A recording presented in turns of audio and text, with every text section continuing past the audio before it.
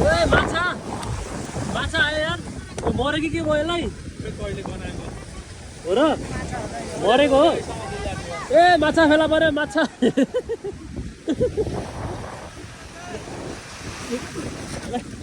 यो मरेको माछा हुन्छ यार ल के हल्चलै छैन त ल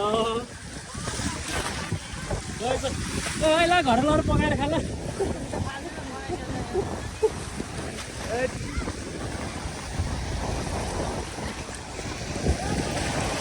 एकैछिन हो यस्तो हावाहुरी यार है